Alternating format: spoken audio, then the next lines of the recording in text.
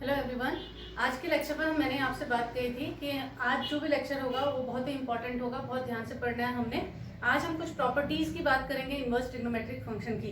तो properties of inverse trigonometric functions में जो हमारी पहली प्रॉपर्टी है वो है हमारी इनवर्स से रिलेटेड। अब इनवर्स से रिलेटेड मीन्स हमें पता है f inverse of x is equals to x क्या होता है, where x is an element of A if f is the mapping from A to B. ये तो होगा।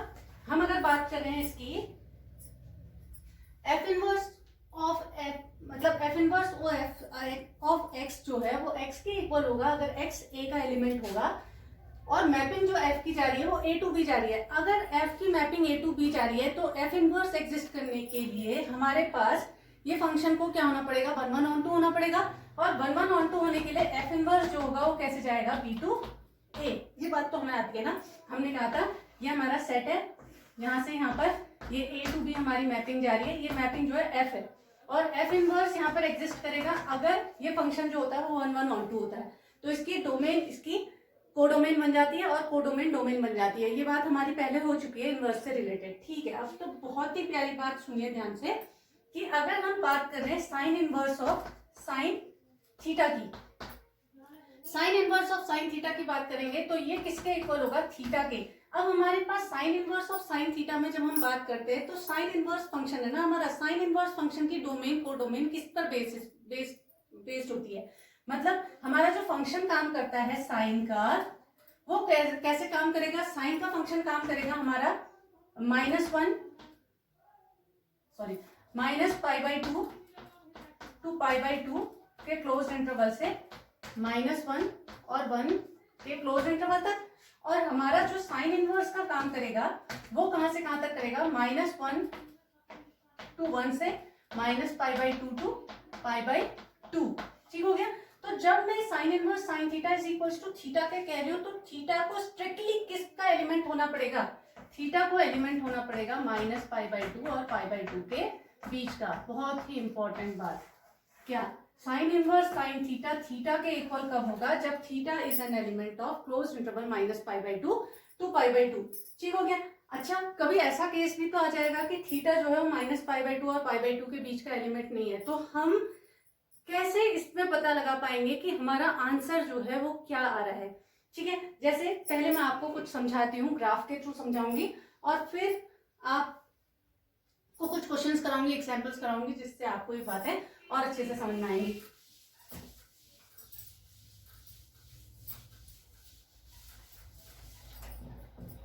जैसे हमारी बात हुई, हमने कहा कि हमारा फंक्शन जो है एफ एक्स या एफ थीटा जो भी हम बात कर रहे हैं is equals to sine inverse sine theta है ना। तो ये थीटा के इक्वल कब है, जब theta is an element of -π/2 and π/2। ये तो ठीक हो गया। अब हमने कहा था ये तो हमारे प्रिंसिपल ब्रांच है।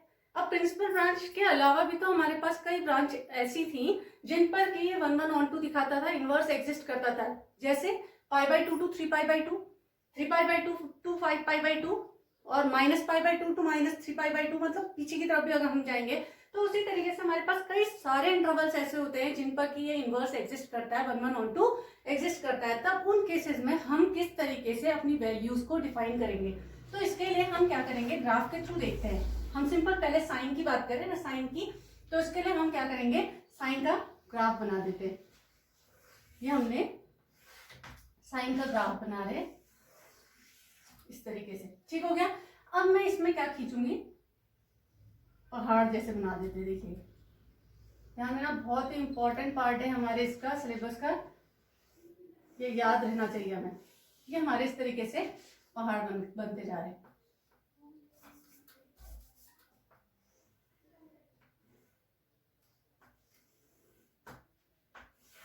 ठीक हो गया। ये हमारे बने, ये हमने डायग्राम बना दिया और इसको हमने स्ट्रेट लाइंस के थ्रू दिखा दिया इस तरीके से। ठीक हो गया।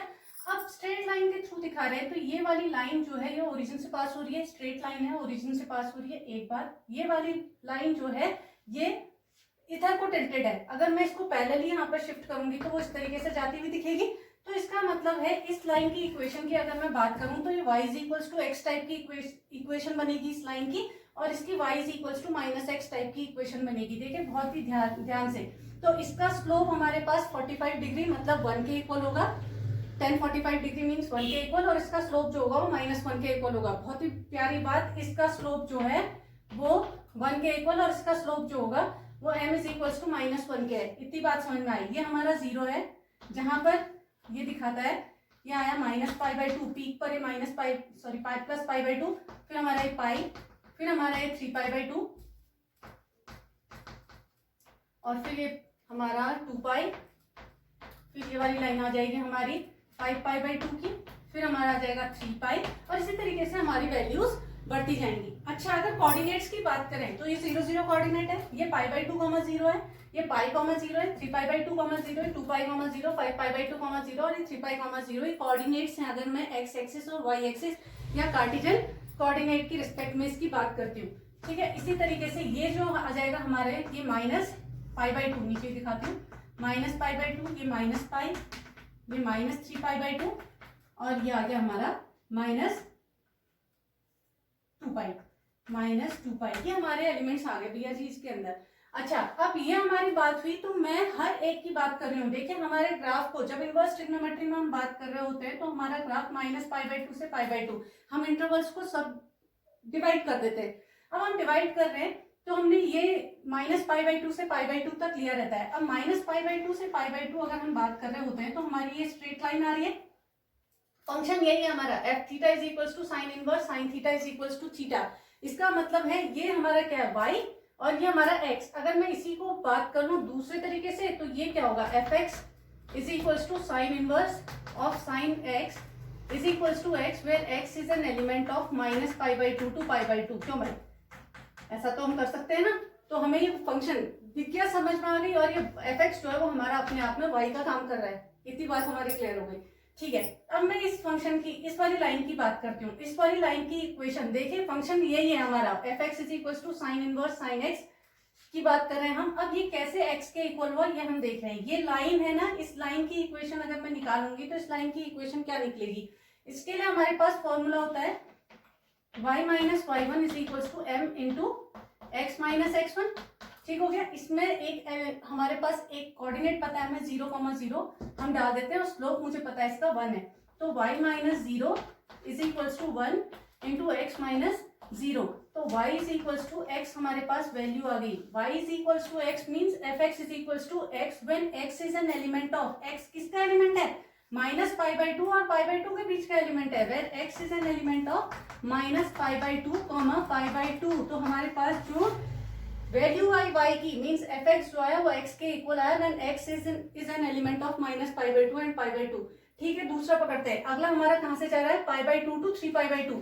कौन सी लाइन जा रही है भाई, ये वाली लाइन जा रही है, ठीक है। अब हम बात कर रहे हैं इसी की, फॉर्मूला वो यूज होगा। अब x एलिमेंट किसका लिया जा रहा है, π/2 और 3π/2 के बीच का। हम बात कर रहे हैं y - y1 is equal to m into x - x1, where x is an element of, हम कह रहे हैं π/2 और 3π/2 के क्लोज्ड इंटरवल की बात चल रही है जी यहाँ पर, ठीक हो गया। अब हम डालते हैं, हमारा इसके बीच में कोई एलिमेंट दिख रहा है, हाँ ये π, 0 टाइप का एलिमेंट दिख रहा है, इसको हम x1 y1 कहेंगे। इस लाइन का, ये लाइन जो है इस पॉइंट से पास होगी ना π, 0 से, तो हम इसे पॉइंट स्लोप फॉर्म से करेंगे ना। तो y1 x1 हमें जो दे रखे हैं π, 0 के इक्वल दे रखे हैं, वैल्यूज रखते हैं। y - 0 is equal to m है हमारे पास, इसका स्लोप क्या है -1, x - x1 है हमारे पास पाई के इक्वल, तो ये y is equal to -x plus पाई।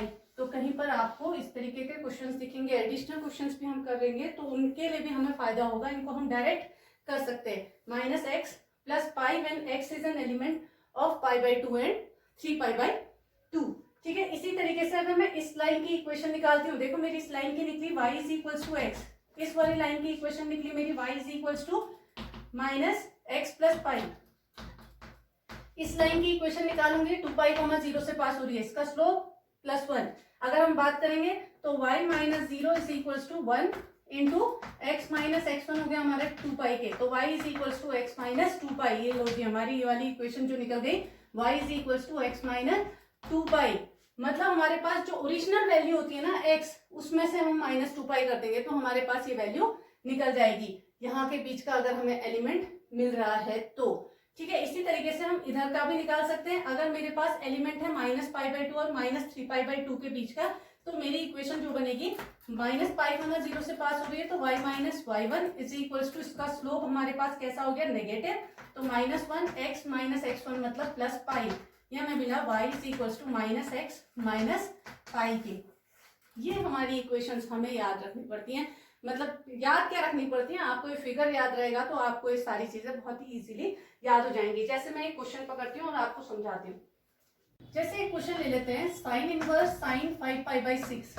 अगर मैं साइन इनवर्स साइन 5π/6 की बात करूंगी तो 5π/6 को मुझे चेक करना पड़ेगा। 5π/6 क्योंकि मेरा ये जो क्वेश्चन है, ये क्वेश्चन किस फॉर्म में है, fx is equal to sine inverse sine x के फॉर्म में है, जहां x -π/2 का π/2 और π/2 के बीच का एलिमेंट होता है, तब आंसर ये x करता है ना।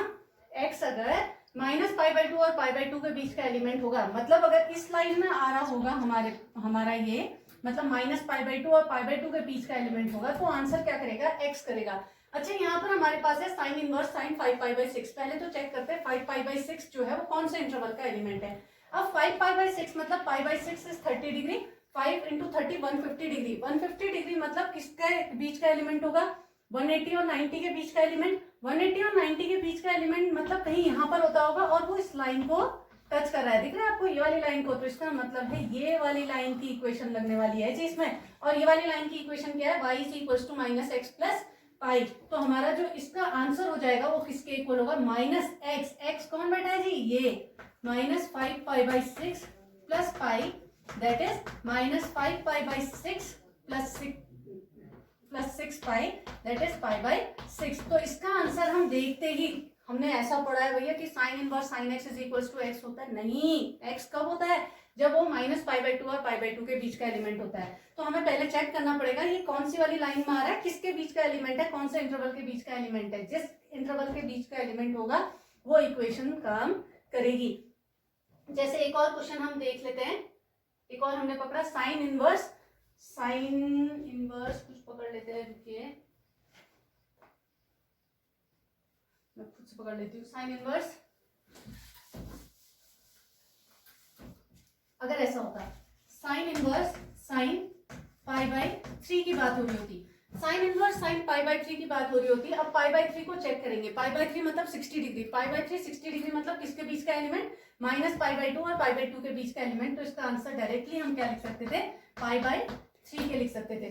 ठीक हो गई। इसी तरीके से बात करते हैं साइन इनवर्स साइन, क्या ले लूं मैं, 2π/3 ले लेती हूँ, 2π/3। 2π/3 का मतलब क्या हो, 120 डिग्री। अब 120 डिग्री हमारा जो है वो किसके बीच का एलिमेंट है जी, 2π/3 हमारा 120 डिग्री किसके बीच का एलिमेंट होगा, वही 90 और 180 के बीच का एलिमेंट होगा। फिर से हमारी यही वाली इक्वेशन काम करेगी, that is y is equal to means -2π/3 + π, और इसका आंसर हमारा कितने के इक्वल आ जाएगा, +π/3 के। और अगर मैं इसी को क्या कर दूं, साइन इनवर्स साइन -2π/3 कर देती हूँ, साइन इनवर्स साइन -2π/3 कर देती हूँ, तो -2π/3 को चेक करना पड़ेगा। -2π/3 मतलब हुआ हमारा -120 डिग्री, ये हमारा -90 डिग्री, और ये हमारा जो अगला है ये कितने के इक्वल हुआ, -270 के इक्वल। अब 270 और -90 के बीच का एलिमेंट आ रहा है जी हमारा -120 डिग्री। तो और उससे भी पहले ये हमारा -180 है और ये हमारा -90 है, मीन्स इसके बीच का एलिमेंट है, कहीं यहाँ पर होता होगा। जब मैं इसमें परपेंडिकुलर खींचूंगी तो लाइन जो है, या वर्टिकल कोई लाइन डालूंगी तो वो इस लाइन को काटने वाली है। इसका मतलब इस लाइन की इक्वेशन काम करने वाली है, और इस लाइन की इक्वेशन हमारी क्या थी, -x - π के। तो अब मैं इसको अगर सॉल्व करूंगी तो क्या लिखूंगी, -2π/3 -π के। तो हमारा आंसर क्या आ जाएगा, -5π/3। हमारा आंसर क्या आएगा, -5/3। इसलिए ये ग्राफ जो है ये काफी इंपॉर्टेंट होता है हमारे लिए, ताकि हम इस टाइप के क्वेश्चंस को बहुत इजीली सॉल्व कर सकें। ठीक है, कल अगले लेक्चर में जो हम बात करेंगे वो cos इनवर्स cos थीटा के, tan इनवर्स tan थीटा के, और इसी तरीके से सारे मैं आपको ग्राफ्स बना के दिखाऊंगी और कुछ और प्रॉपर्टीज के बारे में बात करेंगे।